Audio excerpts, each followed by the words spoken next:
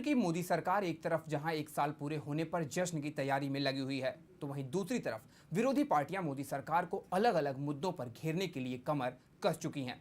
हाल ही में बढ़े petrol diesel के दाम को लेकर अब कांग्रेस और एनसीपी ने मिलकर इसका विरोध करना शुरू कर दिया है। प्रधानमंत्री नरेंद्र मोदी देश के विकास के नाम पर हमेशा विदेशी दौरे पर हैं और देश को आर्थिक रूप से मजबूत करने की बात कह रहे हैं, जबकि विपक्षी पार्टियों का कहना है कि ये मोदी जी अपने घूमने का शौक पूरा कर रहे हैं। हालांकि हाल ही में पीएम ने चाइना दौरे को पूर्व पीएम जवाहरलाल नेहरू के दौरे के तौर पर देखा जा रहा है और अनुमान लगाया जा रहा है कि चाइना कहीं फिर से देश पर वार न कर दे। लेकिन देश के अंदर चल रही वार का क्या होगा जो विरोधियों द्वारा पीएम पर किया जा रहा है। एनसीपी ने मुंबई के दहिसर में रास्ता रोको आंदोलन किया और मोदी सरकार पर आरोप लगाते हुए कहा कि कच्चे तेल के दाम एक साल में आधे हो चुके हैं, लेकिन केंद्र सरकार मनमानी कर रही है और जनता की जेब काट सरकारी खजाने को भरने की कोशिश में लगी हुई है।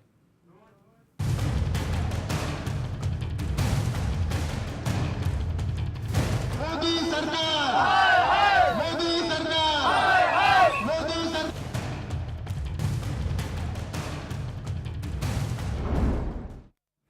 नमस्कार, मैं हूं राजकुमार सिंह। आप देख रहे हैं लेमन न्यूज और हमारा आज का स्पेशल प्रोग्राम है एनसीपी का हल्ला बोल। पेट्रोल डीजल के बढ़ते दामों को देखते हुए एनसीपी ने इसका विरोध किया और दहिसर के पास रास्ता रोककर इसका जोरदार आंदोलन निकाला, जहां इस दौरान एनसीपी के नेताओं ने मोदी सरकार के खिलाफ नारे लगाए। जहां इस पूरे मामले को देखते हुए पुलिस को बीच में पड़ना पड़ा, क्योंकि रास्ता रोकने के बाद लोगों की परेशानियां शुरू हो गई थी। हालांकि ये सभी को पता है कि पेट्रोल और डीजल के दाम अंतर्राष्ट्रीय बाजार से निर्धारित किए जाते हैं, लेकिन इसके बाद भी मोदी सरकार को आड़े हाथों लेने पर विरोधी पार्टियां लगी हुई हैं। वजह है कि कच्चे तेल के दाम अगर आधे हो रहे हैं तो फिर उनके एक्चुअल दाम जो जनता तक आते हैं उस पर क्यों लगाम नहीं लग रही, वो जस के तस क्यों पड़े हैं। इस पर ज्यादा जानकारी के लिए हमारे साथ मौजूद हैं स्टूडियो में हमारे सहयोगी अवनिंद्र आशुतोष। अवनिंद्र जी, आपका स्वागत है। साथ ही हमारे साथ हमारे सहयोगी हैं आशीष तिवारी। आशीष जी, आपका भी बहुत बहुत स्वागत है इस हमारे प्रोग्राम में। अवनिंद्र जी, सबसे पहली बात यह है कि कच्चे तेल के दाम आधे हो चुके हैं। करीब जब पिछली बार सरकार ने अपना शपथ ग्रहण किया उस वक्त तेल के दाम करीब 100 से 110 के बीच में थे और अभी तेल के दाम 65 से 70 रुपए के बीच आ गए हैं। लेकिन पेट्रोल के दाम में जो बढ़ोतरी देखी जा रही है उसे देखते हुए कहीं ना कहीं ये बात अब एक प्रश्न बड़ा उठता है मोदी सरकार के ऊपर, केंद्र सरकार के ऊपर, कि जब कच्चे तेल के दाम आधे हुए तो जो जनता को दाम में दिए जा रहे हैं वो जस के तस क्यों बने पड़े हैं। हालांकि इसको लेकर एनसीपी ने एक बड़ा विरोध जताया है। क्या कहना चाहेंगे इस पर अवनिंद्र जी? देखिए, विपक्ष का तो ये मुद्दा होगा ही, क्योंकि विपक्ष में अगर विरोध आप नहीं करेंगे तो आपकी जो अवस्था है उस पर सवाल उठने लगेंगे। लेकिन सबसे अहम सवाल है कि आम आदमी को जिस तरह से सपने दिखाए गए थे इस देश में डीजल पेट्रोल को लेकर एक बहुत ही गंभीर बयान दिया था नरेंद्र मोदी ने अरविंद केजरीवाल को लेकर कि वो बदनसीब हैं, इसलिए उनके राज में सस्ता नहीं हुआ पेट्रोल डीजल, और वो प्रधानमंत्री बहुत ही नसीब वाले हैं। तो कहीं ना कहीं से उसके दौरान काफ़ी जो उतार चढ़ाव देखने को मिले, कई बार राहत भी मिली आम उपभोक्ताओं को। लेकिन एक बार फिर से आम आदमी को भी ये समझ में आ गई है कि अगर 60, 65 और 70 के आसपास अंतर्राष्ट्रीय स्तर पर पेट्रोल का डीजल का जो दाम होता है उसको लेकर अगर केंद्र सरकार आम आदमी को राहत देने की कोशिश नहीं कर रही है तो समझा जा सकता है कि सरकार की नीयत में कहीं ना कहीं से खोट है। और जाहिर सी बात है, यही कारण है कि आज विपक्ष के जितने भी लोग हैं वो ये चाह रहे हैं कि मोदी सरकार इस बात को समझे। और जब भी विरोध होता है विपक्ष के द्वारा, उसका मकसद सिर्फ यही होता है कि सरकार को सच्चाई का आईना दिखाना होता है। लेकिन ये अलग बात है कि सरकार देखती सब कुछ है, समझती सब कुछ है, लेकिन उस पर जिस तरह से रिएक्ट करना चाहिए सरकार को, उसमें लगातार कमी आ रही है। तो कहा जा सकता है कि डीजल पेट्रोल में अगर जब भी बढ़ोतरी होती है तो उसके साथ साथ पूरी जो मार्केटिंग होती है उस पर बहुत असर होता है, बड़ा एक प्रभाव पड़ता है और उसका महंगाई भी साथ साथ पसरती चली जाती है। जी, सबसे बड़ी चीज यही होती है कि अगर पेट्रोल डीजल के दाम बढ़ाए जाते हैं तो उस दौरान जो डीजल के दाम बढ़ते हैं उससे ट्रांसपोर्ट पर एक बड़ा असर पड़ता है और इस वजह से लोगों की जो दैनिक चीजें, क्योंकि सब्जी, दूध, फल, ये सारी चीजें हैं जो डेली आती हैं, मार्केट में आती हैं, तो इसका सीधा असर पहले उन पर पड़ता है। और ये ऐसी चीजें होती हैं जो डेली हर किसी को इससे मिलना है, हर किसी को इसको खरीदना है। तो ये बेसिक चीजें जब महंगी होती हैं तो लोगों के दिनचर्या पर, लोगों के जो मंथली बजट है उस पर एक बड़ा असर पड़ता है। एनसीपी की तरफ से रास्ता रोको आंदोलन किया गया, उस पर तमाम नेताओं ने अलग अलग बयान दिए, लेकिन इस पूरे मामले पर इंद्रपाल सिंह का क्या बयान रहा इस पूरे रास्ता रोको आंदोलन पर, उसको सुनते हैं।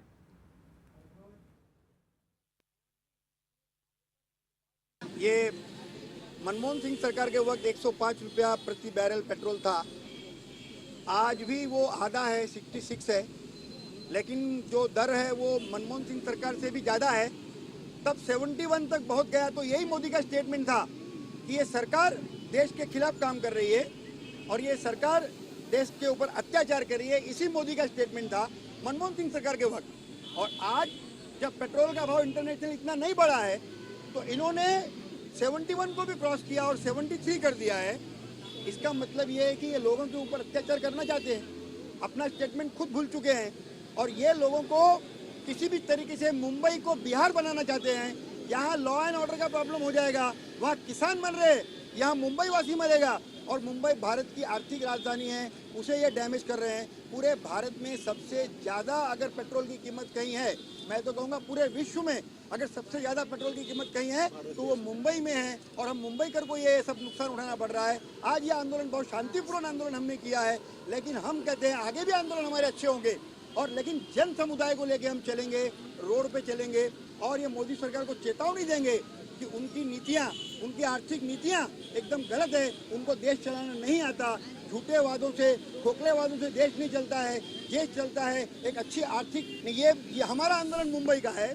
हम मुंबई वासियों के प्रति हैं और मुंबई कर हैं, इसलिए ये हमारा आंदोलन मुंबई की तरफ है। लेकिन ये पूरे महाराष्ट्र में आंदोलन राष्ट्रवादी कांग्रेस पार्टी कर रही है और पूरे देश में हम मुंबई को मोदी को चुनौती दे रहे हैं। 1 साल में उन्होंने देश को बहुत पीछे लाया है, देश को पीछे लाया है। ये आपको पता चल रहा है कि प्रधानमंत्री देश में रहेगा तो काम करेगा, प्रधानमंत्री बोलने से रुकेगा तो काम करेगा। आदमी एक वक्त एक ही काम कर सकता है, या बोल सकता है या काम कर सकता है। ये आदमी बोलने से मीडिया में रुकता ही नहीं है। काम करने की फुर्सत कब है इसको? तो इन्होंने देश की कोई नीतियाँ डिसाइड नहीं करते। ये देश की तरफ इनका ध्यान नहीं है। इनको कभी वीज़ा नहीं मिलता था, इनको वीज़ा मिलने के कारण ये पूरे देश का भ्रमण कर रहे हैं। ऐसा लगता है कि इनको इलेक्शन नहीं जिताया गया। तो सब मिलाकर एनसीपी नेता इंद्रपाल सिंह का कहना है कि मोदी को बोलने से फुर्सत मिलेगी तब वो विकास का काम करेंगे। आशीष, एक चीज जानना चाहेंगे, इंद्रपाल सिंह ने जैसा कहा, आपने भी सुना कि मुंबई को बिहार बनाना चाहते हैं। इस तथ्य से समझ में नहीं आया कि जिस तरीके से पेट्रोल और डीजल के दाम बढ़े हैं वो पूरे देश के लिए बढ़ाए गए हैं, एक साथ बढ़ाए गए हैं, लेकिन ऐसे में मुंबई को बिहार बनाने के पीछे की वजह क्या हो सकती है? नहीं, ये बयान कुछ मायने नहीं रखता है क्योंकि पेट्रोल और डीजल के दाम सारे देश में बढ़े गए। हाँ, अलग अलग राज्य एक्साइज ड्यूटी अपने अपने हिसाब से लगाते हैं। जैसे यूपी में सबसे ज़्यादा एक्साइज ड्यूटी माना जाता है 25%। तो इसी प्रकार अगर बिहार में भी रहा होगा तो वही हिसाब से उन्होंने बयान दिया होगा। पहले जिस तरह पेट्रोल के दाम बिहार में ज़्यादा थे तो लेकिन हाल ही में इस बयान से कोई लेना देना नहीं है। आपको पहले एक बात बता दें कि मोदी सरकार किस तरह जनता की जेब काट रही है। जब कांग्रेस की राज में पेट्रोल के दाम 115 रुपये डॉलर थे बैरल अंतर्राष्ट्रीय बाजारों में, वही मोदी सरकार के आने के बाद, जब भी उन्होंने शपथ लेने के बाद से 3 बार दाम घटे अंतर्राष्ट्रीय बाजार में। लेकिन मोदी सरकार ने दाम घटाई है पेट्रोल की, ये बात सही है। लेकिन उसके साथ ही बता दें कि आपको पेट्रोल और डीजल में, पेट्रोल में 6 रुपये और डीजल में 4 रुपये 50 पैसे की अतिरिक्त एक्साइज ड्यूटी भी लगाई है।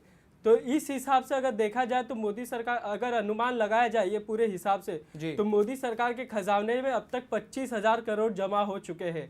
तो आपको बता दें कि मोदी सरकार वो बेहद ही चालाकी तरीके से आम जनता की जेब काट रही है और जो आम जनता महंगाई से मार खा रही है उस पर और महंगाई की मार दे रही है। तो अगर ये एक्साइज ड्यूटी हटा दे तो मानो कि ना मानो, भारत में पेट्रोल के दाम 50 रुपए के करीब आ जाएंगे। और आपको एक और बात बता दें कि भारत में ही पूरे विश्व भर में सबसे ज़्यादा तेल पेट्रोल के दाम भारत में ये 70 रुपये या 70 के पार हो गए अभी। वही पाकिस्तान में देखा जाए तो 22 रुपये और बांग्लादेश में 26 रुपये और वही नेपाल जैसे देश में भी करीबन 30 के आसपास है। तो मतलब ये कुल मिला के मोदी सरकार की कहीं ना कहीं अपनी जेब भरने की चालाकी है। लेकिन सवाल ये भी उठता है कि जिस तरीके से आस पड़ोसी जितने भी देश हैं, आशुतोष जी, सारे देशों में जो पेट्रोल के दाम है वो भारत से कहीं ना कहीं आधे से नीचे हैं। लेकिन क्या बात मोदी सरकार की नहीं, बात कांग्रेस की जाए, मोदी की जाए, जो भी सरकारें अब तक सत्ता में रही हैं केंद्र में, सभी के शासनकाल में ये पेट्रोल और डीजल के दाम बढ़े ही हैं। जिस तरीके से महंगाई बढ़ी है, अगर हम एक पिछले 10 सालों की बात करें तो लगातार दाम बढ़ते चले आ रहे हैं और अभी तक अगर मोदी सरकार आने के बाद कुछ दाम घटाए गए थे 2-3 रुपए बीच में, लेकिन बीच में फिर 2 बार बढ़ोतरी की गई और सारे आंकड़े पार करते हुए पेट्रोल के दाम अभी 73 रुपए में पहुंच चुके हैं। ऐसे में क्या ये सवाल उठता है कि ये सरकार की जिम्मेदारी है या फिर देश में होने वाले जो तमाम टैक्सेस हैं, हालांकि अभी 1 जून से फिर और टैक्स बढ़ाए जा रहे हैं जिसके बाद लोगों का कहना है कि अब तमाम चीज़ें और भी महंगी हो जाएंगी, जो सर्विस टैक्स 1 जून से फिर से लग रहा है, लेकिन ये सरकार की गलती कहें या फिर जो संविधान या सरकार द्वारा तमाम टैक्सेस लगाए गए हैं, ये सारे टैक्सेस अगर हटा लिए जाएं, क्या सरकार को, क्या लोगों को ज़रूरत है इतना टैक्स पे करने की? क्योंकि जिस तरीके से भारत एक विकासशील देश है, अभी विकसित देश नहीं हुआ है, तो एक विकासशील देश में लोगों को जहां आगे बढ़ाने की जरूरत है, लोगों को एक प्रोत्साहित करने के लिए कि सरकार की तरफ से तमाम योजनाएं उनको दी जाएं, तमाम तरह के लोन दिए जाएं कि हर कोई अपने आप को व्यवसायी बना सके, हर कोई अपने आप को आगे बढ़ा सके। लेकिन ऐसे में जो देश की जनता है उसको कहीं ना कहीं टैक्सों के झालमेल में फंसा कर मारने की कोशिश की जा रही है, और अगर आप टैक्स पे नहीं करते तो आप एक बड़े जुर्म के तौर पर भी देखे जाते हैं, जिसमें कुछ बड़े कॉर्पोरेट घराने भी अभी भी उस दायरे में चल रहे हैं। तो अवनीश जी, क्या लगता है ये पूरा माजरा आके टैक्स पर डिपेंड करता है, टैक्स को लेकर बज रहा है? देखिए, टैक्स की जो मार है मध्यम वर्गीय परिवार पर सबसे ज़्यादा पड़ता है जी। अगर निम्न वर्ग की बात करें या फिर उच्च वर्ग की बात करें तो उनको बहुत ज़्यादा असर नहीं पड़ता है, क्योंकि निम्न वर्ग को लोगों को बहुत ज़्यादा टेंशन नहीं होता है टैक्स को लेकर। लेकिन आम आदमी, खासकर मध्यम वर्गीय परिवार का जो भी सदस्य होता है, उसकी आमदनी अठन्नी होती है और खर्चा रुपया होता है, तो समझा जा सकता है कि वाकई अगर हम टैक्स की बात करें या फिर जो सब्सिडी की बात करते हैं, सरकार यदि बाकी चीज़ों से ध्यान हटाकर रोज़मर्रा की चीज़ों पर अगर ध्यान दे कंसंट्रेशन के साथ, तो समझा जा सकता है कि आम आदमी का जो बजट है उसको लेकर वो राहत महसूस कर सकता है। लेकिन ये दुर्भाग्यपूर्ण है कि सरकार में बहुत बड़े बड़े लोग बैठे हुए हैं और सरकार बनने से पहले की जो सोच होती है, सरकार बनने के बाद उसी सोच में काफ़ी बदलाव देखने को मिलता है। और यही कारण है कि आम आदमी को लगता है कि वाकई बदनसीब वो खुद है या फिर सरकार है। क्योंकि नरेंद्र मोदी ने जिस तरह से कहा था कि हमारी किस्मत बड़ी अच्छी है कि आम लोगों को लगातार पेट्रोलियम के जरिए राहत मिल रही है, लेकिन आज की तारीख में अगर हम बाकी चीज़ों का ध्यान देखें तो महंगाई इस कदर बढ़ती जा रही है प्रिंस की कई बार समझ में नहीं आता कि बजट को हम किस तरह से संभालें, चाहे वो बच्चों की फीस हो, हेल्थ का मामला हो या फिर राशन से लेकर टैक्स का मामला हो। कुल मिलाकर एक बात बताना चाहेंगे आपको, 2 मुद्दे। हाल ही में वित्त मंत्री ने अपने वित्त बजट पेश किया था फरवरी में, तो उसमें सभी लोगों ने अच्छी प्रतिक्रिया दी थी। अगर उद्योग जगत की बात करें तो सभी बिजनेसमैन, उद्योग जगत के लोगों ने टैक्स को, एक वित्तीय बजट को एक अच्छा बजट कहा था। लेकिन जिस तरह वित्त मंत्री ने सर्विस टैक्स बढ़ाकर आम जनता की पीठ पर एक हथौड़ा मारा था, महंगाई को बढ़ाने का एक रास्ता दिखाया था, तो उस पर एक बात है कि सर्विस टैक्स बढ़ाने की ज़रूरत नहीं थी। अगर आम जनता की आप सरकार कहते हैं कि हम आम जनता के लिए, हम किसानों के लिए, हम लोगों की सेवा के लिए अच्छे दिन आएंगे, ये सब के वादे करते हो, तो सर्विस टैक्स बढ़ाने की जरूरत नहीं थी। आपको रोकना चाहेंगे, इस वक्त हमारे साथ एनसीपी के नेता हरीश शेट्टी और बीजेपी के हरीश खुराना दोनों लोग फोनो लाइन पे पैच हैं, जानना चाहेंगे। सबसे पहले एनसीपी के हरीश जी, आपसे जानना चाहेंगे, जिस तरीके से कल आप लोगों ने दहिसर में रास्ता रोको आंदोलन किया और बीजेपी सरकार के खिलाफ एक बड़ा मोर्चा निकाला, हालांकि आप लोगों का आरोप है कि कच्चे तेल के दाम में लगातार गिरावट हुई है, लेकिन जो जनता को दाम दिए जा रहे हैं वो वही पुराने दिए जा रहे हैं, बल्कि बढ़ाकर दिए जा रहे हैं। इस बात से कितने आप सहमत हैं और इस बात से कितना आप ताल्लुक रखते हैं? ये सबसे पहली बात तो मैं ये कहना चाहता हूँ जी, ये जो आज कच्चे तेल के भाव गिरे हैं, तो वो हिसाब से पेट्रोल का भाव, पेट्रोल और डीजल का भाव 100% मैं तो बोलता हूँ 40-45 के आसपास ही होना चाहिए। तो बिल्कुल गलत हो रहा है। ये जो भाव गिरा है, जैसा डॉलर का भाव गिरा है ना, अपना देश का भाव गिरा, क्या डॉलर का भाव गिरा, ये लोग देश को नीचे ला रहे हैं। जब डॉलर का भाव गिरता है वो हिसाब से अगर बैरल जो आता है वो 66 रुपीज कुछ अभी चल रहा है पर बैरल, 60 या 68 के हिसाब से, तो आप ही बताइए ये भाव कम होना चाहिए कि बढ़ना चाहिए? और ये लोगों ने जो टैक्सेस लगाए अनाप शनाप कुछ भी, जो कुछ कोई मतलब नहीं है इस टैक्स का, सिर्फ गवर्नमेंट के लिए ये लोगों ने किया और लोगों का कुछ सोचने का नहीं। इससे कितने लोग आज किसान की आत्महत्या हो रही है, लोगों को परेशानियां हो रही है।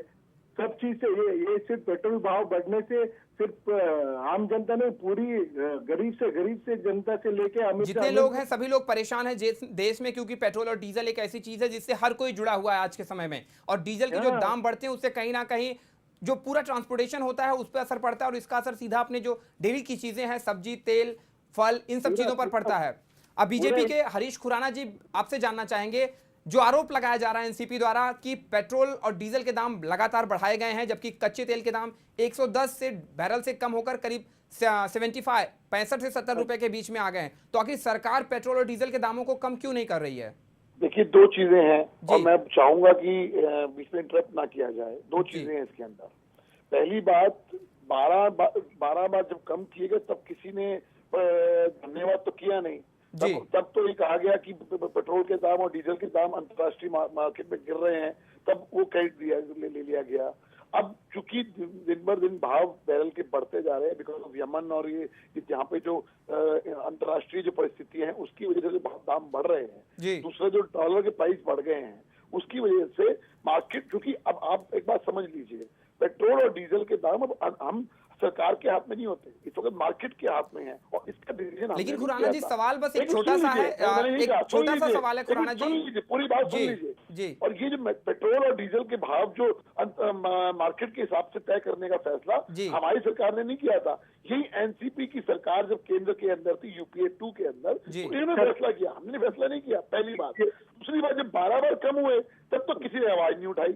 आज अगर बढ़ रहे हैं तो उसके बाद उसका ठीक है, बीजेपी के ऊपर फोड़ रहे हैं। तीसरी बात, अभी किसानों की बात करी, ये पहली बार ऐसा हुआ है कि ओलावृष्टि गिरने के बाद सरकार ने 50% के ऊपर कंपनसेशन दे दी थी, हमने 33% किया। किसने किया? बीजेपी सरकार ने करा। 1.5 गुना किसने किया? बीजेपी सरकार ने करा। तो सवाल इस चीज का है कि आरोप लगाना बहुत आसान है। जिस प्रकार से यूपीए 2 ने हमारे को इकोनॉमी, हिंदुस्तान की इकोनॉमी दी, करप्शन के ऊपर, मैं उस पर नहीं जाना चाहता, लेकिन जो हालात, वित्तीय हालात यूपीए 2 ने हमको दिए, उसको ठीक करने में टाइम तो लगेगा। थोड़ा समय तो आप दीजिए हम लोगों को, अभी 1 साल भी नहीं हुआ पूरा। लेकिन आप एक तरफ कहते हैं कि अच्छे दिन आएंगे और आम आदमी को राहत मिलेगी, लेकिन जब पेट्रोल और डीजल की महंगाई की बात आती है तो आम आदमी को समझ मेरे नहीं मित्र, आता। अच्छे दिनों की शुरुआत तो हो चुकी है। कहाँ जिस हुई प्रकार है गरीबों साहब के जी? लिए- खुराना अब- साहब जी, नहीं अब मैं हुई है। मुझे पूरी बात करनी थी। अगर आपने जी, मेरे बोलिए, सवाल खुराना जी, उठाया आप तो बोलिए, जवाब सुनिए खुराना जी, ना। आप बोलिए। अब आप लेकिन जवाब सुनिए उसका, अब आप जवाब सुनिए उसका। जी, बोलिए। अच्छे थोड़ा दिनों की शॉर्ट में शुरुआत जवाब दें हुई। आप। जी, हम जनता हैं, अच्छे हम तो दिनों की सुनेंगे, शुरुआत सुनाइए। हुई। पहली बार बीमा योजना आई। कोई जी। यूपीए 2 है, यूपीए 1 नहीं लाई। जी, खुराना जी। गरीबों के लिए जनधन योजना शुरू हुई, मैंने उसकी सराहना करते हैं आप, जो सुन बीमा लीजिए ना। योजना लाए, पेंशन योजना लाए, हम उसकी सराहना करते हैं। लेकिन लेकिन अंतर्राष्ट्रीय बाजार में कच्चे तेल के दाम आज आधे दाम है।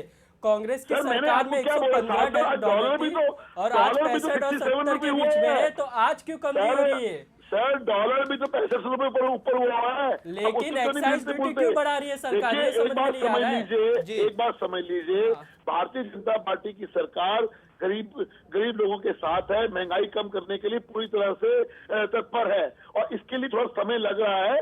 अब निश्चित तौर पे आज हमारी सबसे बड़ी जो समस्या है, हमें 60% हमारा जो खर्चा है इंपोर्ट का, वो पेट्रोल और डीजल का इंपोर्ट करने पे आता है। हम बहुत तमाम उपाय निकाल रहे हैं कि कम से कम मोदी जी को घूमने में जाते हैं सब पैसा। अब आप घूमने की बात करेंगे तो इसका जवाब भी सुन लीजिए। अगर मोदी जी देखिए, संबंध जब स्थापित करने होते हैं तो मिलना जरूरी होता है। किसी से अच्छे संबंध करने के लिए मिलना बहुत जरूरी होता है। आप ऐसे प्रधानमंत्री थे यूपी 2 के अंदर, अपने पड़ोसियों के यहाँ जाते हुए 20 साल हो गए। नेपाल के अंदर प्रधानमंत्री 17 साल बाद गया है। श्रीलंका के अंदर 23 साल बाद कोई प्रधानमंत्री गया है। आप घूमने की बात कर रहे हैं। प्रधानमंत्री दौरा ही करेंगे कि भारत को देखेंगे भी? मिलने जुलने से संबंध बढ़ते हैं। अभी आपने यमन में देखा किस प्रकार से भारतीयों को निकाला, ये भारतीयों का वर्चस्व था। पैसा बांटने से नहीं बढ़ता है ना सर, किसके पैसे बांटने से संबंध थोड़ी बढ़ता है। मिलने जुलने से संबंध नहीं बढ़ते। आज अगर मिलना जुलना हो किसी का तो अच्छे दुश्मन भी दोस्त बन जाते हैं। मेरे मित्र, थोड़ा सा आप भी समझिए इन चीजों को। अगर आज हम मिल रहे हैं, सालों साल कोई नहीं गया वहाँ पे, मिलने कोई नहीं गया उन लोगों से, तो आज जब मिलने जा रहे हैं तो संबंध बढ़ाने के लिए जा रहे हैं ना। अंतरराष्ट्रीय लेकिन जो संबंध जनता के साथ होना चाहिए, जो आम आदमी जो है महंगाई की मार से त्रस्त है, उसके साथ संबंध कब बनाएंगे? सर, आप होलसेल प्राइस इंडेक्स नीचे आया है, ऐसा नहीं है। आप सिर्फ पेट्रोल डीजल की बात कर रहे हैं, मैं तो तमाम बातों को कर रहा हूँ। आज होलसेल प्राइस इंडेक्स नीचे आया है, हिंदुस्तान की जीडीपी 4.5%, 7.5% हुई है। कोई मेरे आंकड़े नहीं है, ये इंडिपेंडेंट आंकड़े हैं। तो मैं इंडिपेंडेंट एजेंसीज के आंकड़े हैं। पेट्रोल डीजल की बात नहीं हो रही है, इधर बस रिक्शा ऑटो सबके भाड़े बढ़ गए। सर्विस टैक्स जो आपने वित्त बजट में पेश किया था, सर्विस टैक्स जिसमें बढ़ाया गया था, प्राइस कम नहीं हुए। नहीं, सर्विस टैक्स आप बढ़ा के राजनीति आम मत जनता की कीजिए। पीठ आप तोड़ी आम थी आदमी की आपने। भावनाओं को समझिए। आपको लगेगा कि वाकई आम आदमी की अगर दर्द, आम आदमी की तकलीफ अगर आप महसूस कर सकते हैं तो देखिए, अगर हम आम आदमियों की दर्द समझते हैं, हम यूपीए 2 की तरह गहरी गूंगी सरकार नहीं है जिसमें हमारे एनसीपी के नेता भी उसमें शामिल थे। हम वो लोग नहीं है। ये संवेदनशील सरकार है, समझती है इन चीजों को। तभी किसानों के लिए ओलावृष्टि होते ही हमने 50 से 33% किया। हमने 1 से 1.5 गुना कंपनसेशन बढ़ाया। ये सब तो आपको इसलिए समझ आप में आती है बात, ये ये बात, चीजें लेकिन छोड़ आम दीजिए आदमी को नहीं कि समझ हम- में आती है सब। क्या महंगाई के आम आदमी पीछे समझ नहीं आती। आम आदमी सर, क्या हम समझता है? किसानों के वो तो साथ हैं, परेशान है किसानों सब। को समझ में आती है। अरे किसानों कैसे को समझ में समझेगी? आती है। ऑटो के भाड़े बढ़ रहे, टैक्सी के चैनल भाड़े बढ़ रहे, बस के भाड़े बढ़ रहे। चैनल के ऊपर बैठ के हम डिबेट करें, उन लोगों को समझ में नहीं आती होगी, लेकिन नीचे जो किसान है नहीं। उनको समझ में आती है। माफ करिएगा। खुराना जी, एक सीधा सा सवाल है मेरा कि जो बीजेपी सरकार ने किया, आपने कहा कि अगर विदेश दौरे किए जाते हैं तो उसके पीछे की वजह है कि आपसी संबंध बनाए जाएंगे। वो एक जगह अच्छी चीज है, वो एक अलग मुद्दा है। लेकिन सवाल यह है कि देश के अंदर जो जनता है, जिस जनता ने आपको चुना है, केंद्र में बैठाया है, सबसे पहले शायद उसको देखने की जरूरत है, अन्यथा आपको इसका नुकसान हो सकता है। दूसरी बड़ी चीज, जनता को वो चीजें चाहिए। आपने एक चीज अभी कही कि जब 2 बार 3 बार दाम घटाए गए पेट्रोल डीजल के तो जनता ने उसका धन्यवाद नहीं किया। 12 बार जनता 12 बार धन्यवाद लगा है। क्यों करे? आप जनता के लिए बनाए गए हैं, आप जनता द्वारा चुने गए मैं हैं, धन्यवाद तो मुझे नहीं लगता कि किसी को मैं धन्यवाद करने की रोकता हूं। जरूरत है। मैं जनता का धन्यवाद क्यों नहीं बोल रहा, मैं जी। इन पार्टियों की बात कर रहा हूँ जो हल्ला मचा रही है। देखिए, वो विरोधी पक्ष कभी भी धन्यवाद नहीं बोलती है, बड़ा ये सीधा सा काम जनता के लिए हम फैक्ट कर रहे हैं। आपकी बात सही है, जनता धन्यवाद ना बोले, लेकिन विरोधी पक्ष कभी भी किसी चीज की तारीफ नहीं करता। तो मत करिए, लेकिन मैं सवाल इस चीज का कि अगर एक आपकी सुई अटकी रह जाएगी, जी। आप तमाम चीजें जो अच्छी चीजें हो रही हैं उसकी आप बात नहीं करेंगे, लेकिन चूंकि पेट्रोल और डीजल के दाम बढ़ गए, वो भी बीजेपी की वजह से नहीं बढ़े, वो अंतर्राष्ट्रीय बाजार की वो वजह से बढ़े। अंतर्राष्ट्रीय बाजारों अंतर्राष्ट्रीय पे बाजार निर्भर है, को ये- हवाले किसने किया? अंतर्राष्ट्रीय बाजार को हवाले पेट्रोल डीजल को इस यूपीए सरकार ने किया। यूपीए सरकार ने जवाब किया। इनको ये देना सबको पड़ेगा। पता है कि अंतर्राष्ट्रीय बाजार को यूपीए सरकार, जब कांग्रेस और एनसीपी थी तो उन्होंने किया। लेकिन सवाल एक छोटा सा है जो आम जनता को समझ में आना चाहिए। हालांकि आपने एक बड़ा ब्यौरा दिया, लेकिन वो शायद वो आम जनता को नहीं समझ में आएगा कि जब 110 रुपए कच्चे तेल के दाम थे उस वक्त, और अभी के दाम जो है वो ठीक उसके आधे पे आ गए हैं, 65 to 70 रुपीज हो अब मैं चुके हैं। कुछ कहूँ उस वक्त मेरी बात अब सुन पूरी हो जानी लीजिए। चाहिए। अब इसका जवाब सुन लीजिए ना। जी। 58 रुपए था उस वक्त डॉलर का प्राइस, आज 67 रुपए हुआ है डीजल डॉलर का प्राइस। फर्क ये है।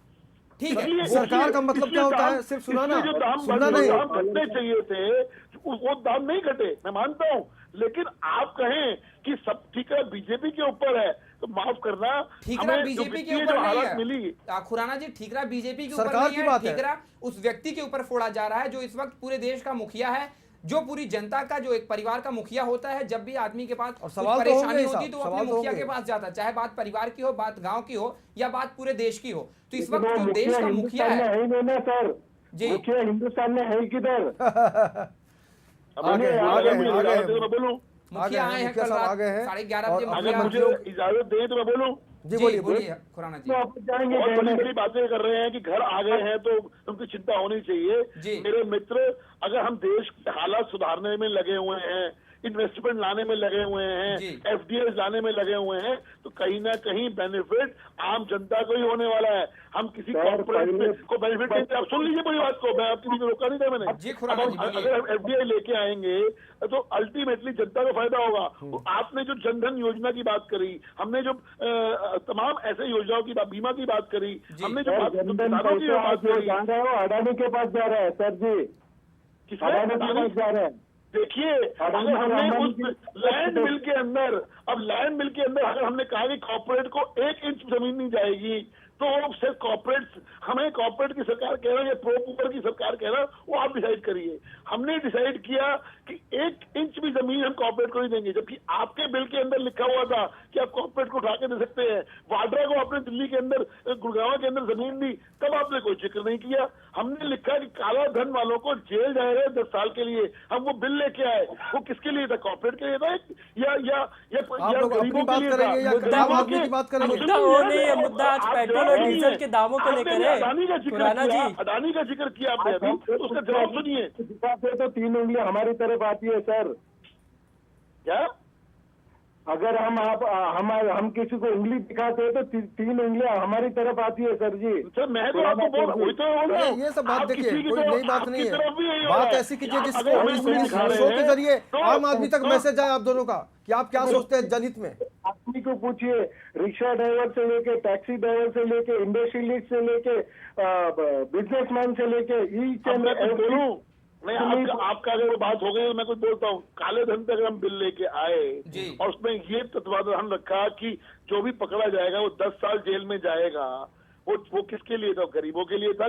गरीबों का पैसा स्विस बैंक के अंदर है या अमीरों का पैसा स्विस बैंक के अंदर है? तो आप ये कहें कि ये अडानी के लिए है या अंबानी के लिए या एक्स के लिए, वाई के लिए, हम उस पर नहीं जाना चाहते।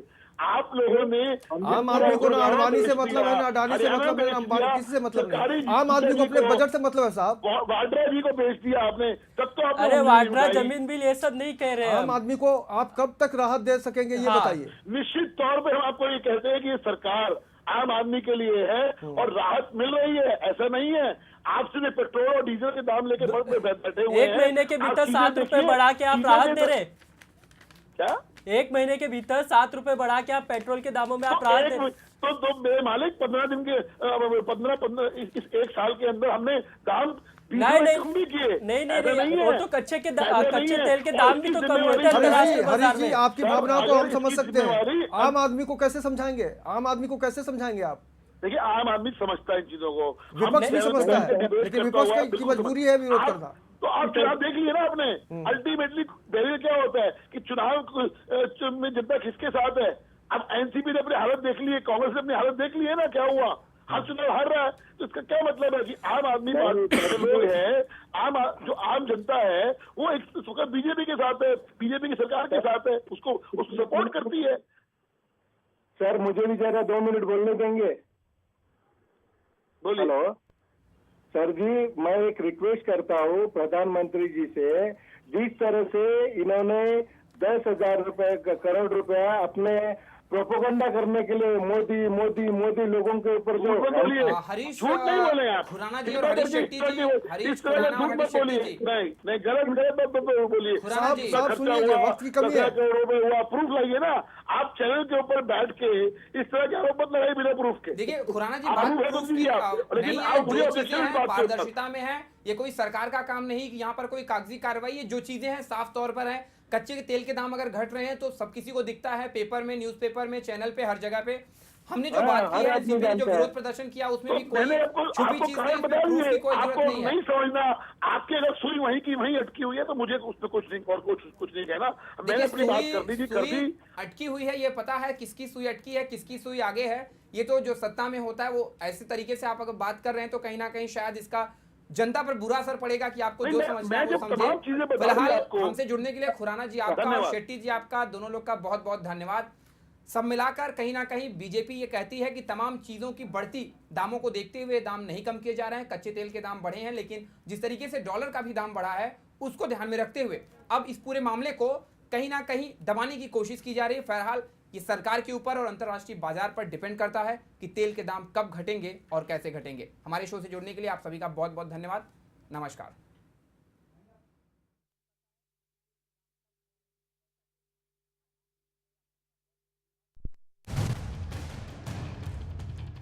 मोदी सरकार, मोदी सरकार, मोदी सरकार।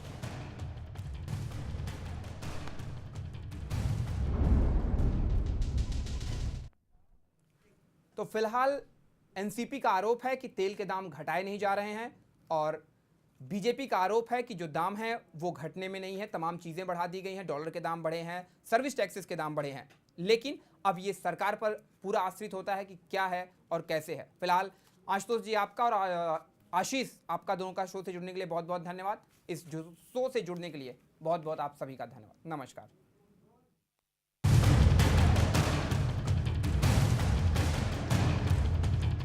मोदी सरकार, मोदी सरकार, मोदी सरकार।